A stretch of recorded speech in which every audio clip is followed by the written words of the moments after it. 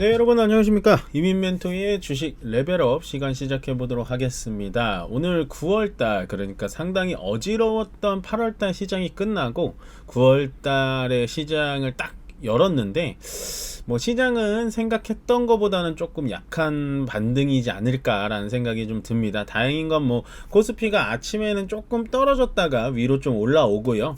코스닥은 오전보다는 약간 오후에는 살짝 미끄러지긴 합니다만은, 뭐 제가 봤을 땐 코스피 코스닥 양시장 뭐 그렇게 나쁜 흐름으로 간 건 아니다라고 생각을 하시면 될 것 같고, 그럼 미국 시장이 금요일날 그렇게 많이 급등을 했고 오늘 밤에 미국 시장은 휴장이긴 합니다만은, 근데 왜 한국에는 좀 반영이 안 되나요? 이렇게 물어보실 텐데, 뭐 무조건 미국장이 오른다고 해서 한국장이 오른다라는 개념은 아닙니다만은, 어쨌든 미국장이 예를 들어 금요일날 이제 막 화라산 있고 토요일과 일요일이 지난다면 월요일날 우리 시장이 반영이잖아요. 그러면은 연관관계가 조금 더 없다라고 보시면 돼요.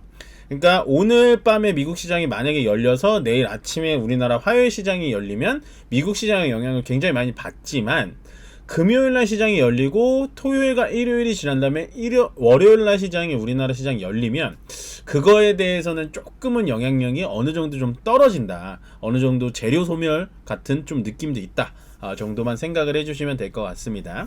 그래서 아마도 그 부분을 조금 궁금해 하시는 분들이 많을 것 같아서 그 멘트로 처음부터 시작을 했고요. 올해 10월 5일이죠. 다음 달 5일에도 역시나 서울 세계 불꽃 축제가 개최된다고 하네요. 늘 한화에서 정말 막대한 돈을 들여가지고 이게 진짜 어마무시한 예산이 들어가는 일인데, 매년 이렇게 여의도에서 불꽃 축제 하는데요. 혹시 직접 가보신 분들 계실지 모르겠습니다만 사람이 진짜 엄청 많습니다. 사람이 많아서 만약에 동반자를 같이 데려가면요, 동반자랑 헤어지잖아요? 찾을 수가 없어요. 예, 사람이 너무 많아가지고, 요즘에는 5G가 터져서 모르겠습니다만은 사람이 너무 많아서 핸드폰이 안 터져요. 예, 너무 많이 몰려 있으니까. 그래서 혹시나 가시는 분들은 동반자를 꼭 잊지 마시고, 이 불꽃 축제 때문에 상당히 말이 많죠. 주변에 뭐 그 호텔이나 이런 숙박에 엄청난 바가지 요금이 있는데 그런 데는 좀 나쁜 업소니까 좀 피하시고요. 어쨌든 좀 멀리서라도 볼 수 있으면 저는 뭐 한두 번 정도는 분명히 보실 법하다. 되게 길어요. 한 1시간 정도 했던 걸로 기억하는데 엄청 규모가 크니까 좀 특이하긴 합니다. 그래서 좀 참석하실 분들, 이런 거 참석하시면 좋지 않을까라고 생각을 해가지고 제가 이런 걸 또 갖고 왔고요. 자, 일단은 바로 좀 시작해 보도록 하겠습니다. 레벨업 시작해 볼 건데요.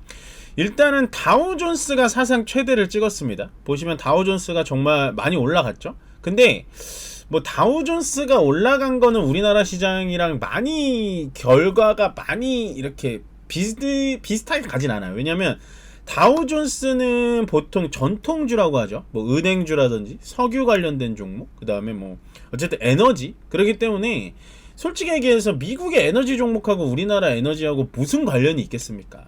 예, 미국의 엔비디아가 가야 하이닉스가 가는 거고, 뭐 퀄컴이 가야 뭐 삼성전자가 가는 거고, 그런 느낌으로 봐야 되는데, 약간 에너지 쪽 뭐 미국의 은행이 뭐 잘 간다고 해서 우리나라랑 관계되는 건 없잖아요. 그래서 다우존스가 뭐 사상 최대라고 해서 분위기만 좋을 뿐 우리나라한테는 관련이 없고, 나스닥도 나쁜 흐름은 보여주지 않았죠. 예, 나스닥도 그렇고 S&P 500도 굉장히 좋습니다. 그러니까 우리나라랑 관계 있는 건 나스닥, S&P 500, 러셀 2000 정도인데 제가 봤을 땐 가장 관계 깊은 건 S&P 500이에요. 그렇게 보시면 될 것 같고, 일단은 미국 장은 전체적으로 다 좋게 끝났습니다. 엔비디아가 살짝 아쉬워요. 예, 그러니까 엔비디아 이틀 연속 8% 빠졌는데 2%밖에 못 올랐다라는 건 조금 아쉽긴 한 부분이긴 합니다만, 어쨌든 떨어진 종목이 없죠. 예, 애플 같은 거 뭐 약보합 그가 많이 올랐으니까 뭐 그 정도? 예, 그 정도밖에 없는 거예요. 세일즈포스라든지 그 다음에 뭐 T모바일 뭐 이런 것들, 뭐 우리나라랑 크게 관련 없는 것들. 근데 M7 종목들이 다 올라갔고, 뭐 테슬라가 계속 뭐 캐나다가 관세가 올라간다고 해서 전기차 쪽 전기차 판매가 좀 줄어든다 뭐 이런 얘기가 나오긴 하는데, 뭐 그것도 크게 관련이 있어 보이지는 않습니다. 그래서 전체적으로는 다 초록빛깔로 물들었는데 우리나라는 그렇지 못하다. 우리나라는 그렇지 못하다. 라고 생각을 하시면 되는데, 자, 오늘 코스피가 아침에는 좋았다가 조금은 지금 떨어지는 이유가 뭐였냐면 일단 이거였거든요. 삼성전자와 하이닉스가 아침에는 좋지가 않았었어요. 쭉 떨어졌는데 그거를 지수를 지켜준 거는 LG에너지솔루션, 포스코 퓨처엠, 삼성 SDI였다. 그 중에서도 가장 탄력이 좋은 건 포스코 퓨처엠이다. 예. 제가 포스코 퓨처엠이라는 종목을 좋아하는 이유가 바로 여기서 나오는 거예요. 예. 그러니까 완성 셋업체는 아닙니다. 포스코 퓨처엠은 SDI랑 에너지 솔루션처럼 완성 셋업체는 아닌데요. 양극재랑 음극재를 만드는 업체예요. 예. 그러니까 어쨌든 정말 양극재, 음극재 다 가지고 있다라는 건 라이트 훅과 레프트 훅을 다 갖고 있다라는 건데 왜 이게 포스코 퓨처엠이 떨어지면 떨어질수록 안 좋다라고만 생각을 하는지. 그 다음에 전기차 캐즘, 뭐 전기차 포비아, 뭐 이런 것 때문에 2차 전지가 많이 뉴스에서 좋게 나오지 않을 때, 그럴 때일수록 우리는 2차 전지를 꼭 잡고 있자라고 말씀을 늘 드렸죠. 2차 전지 힘들어요? 당연히 힘들죠. 예, 내 종목 떨어지면은 저도 마찬가지로 힘든데, 괜찮은 회사에다가 괜찮은 모멘텀만 가지고 있다면 계속해서 가지고 가도 됩니다. 조금만 참으세요라고 얘기 드렸던 게 엊그제 같은데, 이렇게 2차 전지가 불을 뿜듯이 올라가고 있습니다.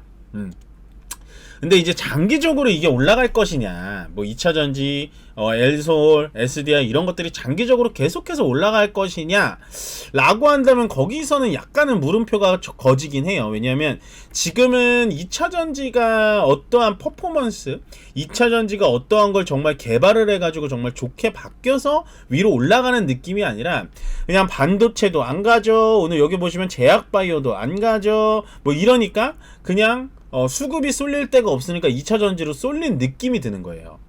우리나라는 거의 4가지의 섹터로 보시면 되는데, 큰 섹터로 반도체, 2차 전지, 그 다음에 자동차, 제약바이오로 보시면 되는데, 전체적으로 오늘 반도체, 그 다음에 뭐 자동차, 제약바이오가 다 파란불이죠. 예, 그나마 반도체가 장 후반에 조금 끌어올려줘서 약보합 정도로, 강보합 정도로 마무리가 되고 있긴 한데 돈이 갈 데가 없는 거예요. 예, 더 이상의 수급도 많이 들어오지 않고 돈이 더 이상 갈 데가 없다 보니까 이런 식으로 갔고, 역시나 말씀드렸다시피 오늘은 의약품, 제약바이오가 계속해서 불을 뿜어주다가 오늘 월요일 시장 약간은 쉬어줍니다. 쉬어줘요. 근데 이것도 나쁘게 볼 게 없는 게, 일단 삼성바이오로직스가 얼마나 많이 올랐나요? 예, 삼성바이오로직스가 진짜 얼마나 많이 올랐어요. 예, 그 중에서 1% 정도 조정을 받는 거고, 셀트리온은 뭐 삼바만큼은 많이 올라가진 않았습니다만 그래도 뭐 5% 내외 요 정도 조정 받는 거면은 저는 괜찮다. 예, 아직도 제약바이오는 끝나지 않았고, 우리가 이제 이번 FOMC, 그러니까 9월달 FOMC에서 이제 금리 인하 결정이 나면 제일 많이 수혜볼 애들이 여기 두 개 딱 있죠. 제약바이오, 여기 서비스, 인터넷 서비스, 네이버, 카카오, 뭐 요런 애들. 예, 요런 애들이 좀 올라갈 것 같습니다. 제가 보기에는 뷰는 그래요. 그래서 오늘은 뭐 2차 전지 말고는 올라간 거는 없었다. 그러니까 재미는 좀 없었다. 생각을 해주시면 될 것 같고요. 자, 그럼 오늘 공시 상황을 좀 보고 넘어가겠습니다.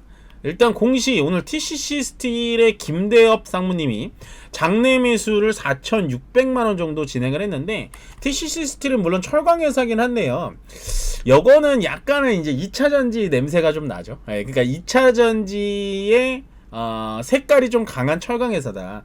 쉽게 얘기하면 포스코홀딩스가 철강 회사인데 약간 2차 전지 갈 때 가잖아요. 그러니까 TCC 스틸도 약간 그런 식으로 보시면 된다 생각하시면 되고, 오늘 주목해볼 수주공시라고 제가 제목을 이렇게 정했는데, 수주공시 중에 좀 주목해볼 만한 수주공시가 나왔습니다. 레인보우 로보틱스가 계속 적자에 허덕이고 약간의 흑자 전환을 했지만 금액은 크진 않아요. 78억 원짜리인데 중궤도와 고궤도 광학 감시 시스템을 개발한대요. 이게 뭐냐면 로봇으로 이 레이저를 쏴가지고 감시를 하는 거를 말하는 거거든요. 예, 로봇 개 뭐 이런 거겠죠. 근데 조달청에서 나온 거를 78억 원짜리 수주를 했단 말이에요.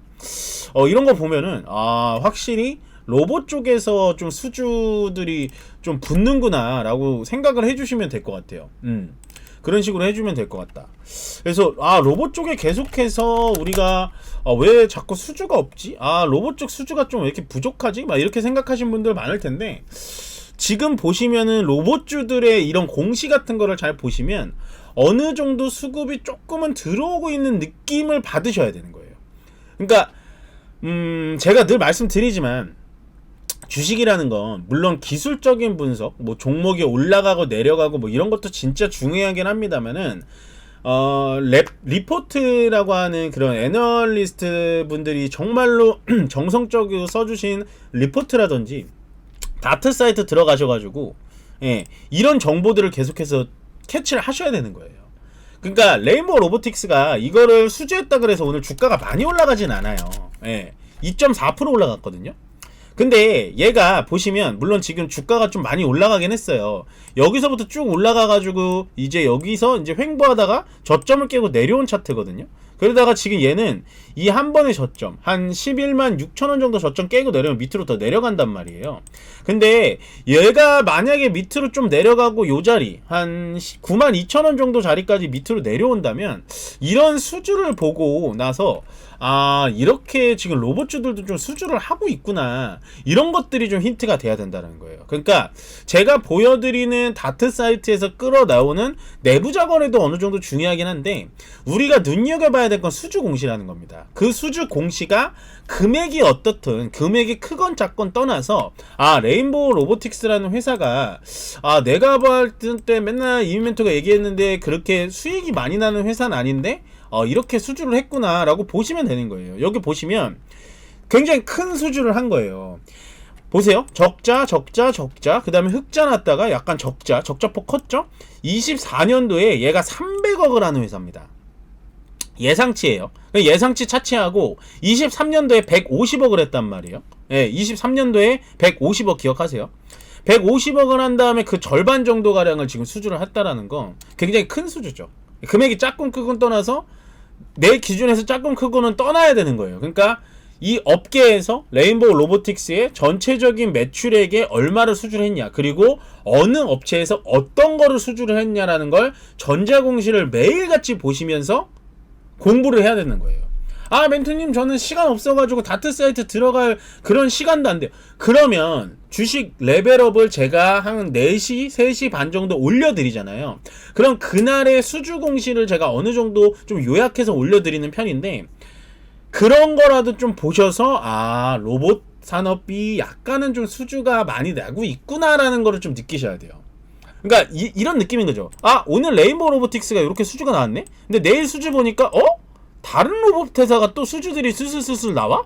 그렇다라는 건 로봇주들이 좀 올라갈 만한 좀 계기가 되지 않을까? 라는 투자 아이디어를 따내셔야 된다는 겁니다. 아마 요런 정도 얘기 드리면은 이해를 좀 하시지 않을까 라는 생각이 듭니다.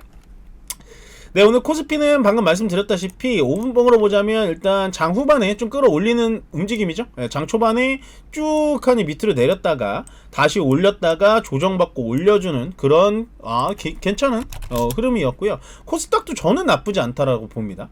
쭉 떨어뜨렸다가 떨어뜨린 거는 코스피보다도 떨어뜨린 폭이 작아요. 거기다가 쭉 다시 끌어올리는 움직임이고 지금은 좀 조심스럽게 말씀을 드리자면 그러니까 코스피보다는 코스닥이 조금 더 안정적인 위치에 있다. 왜냐면 이평선들 위에 있잖아요. 5일선, 11선, 21선 요 위쪽에 있기 때문에 코스닥이 좀 위쪽으로 올라갈 수 있는 힘이 좀 있다. 코스닥이 위쪽으로 올라갈 힘이 있다라는 건 시장이 조금 더 좋아질 가능성은 어느 정도 있다. 그렇지만 너무 많이 좋아지진 않을 거다. 계속해서 강조드립니다. 2750포인트와 2650포인트 사이 이 단기권 박스권 내에서만 움직일 거다라고 강조 드리니까요. 섣부른 매수 매도는 하실 필요 없고 2차전지에서 여러분들 기다려 보셨다시피 내가 정말 괜찮은 테마, 괜찮은 섹터에 있다면 요즘에는 그냥 꾹 참고 기다리시는 게 답입니다. 괜히 환승 잘못하시면 더 손해보는 시장이라고 말씀드리고요.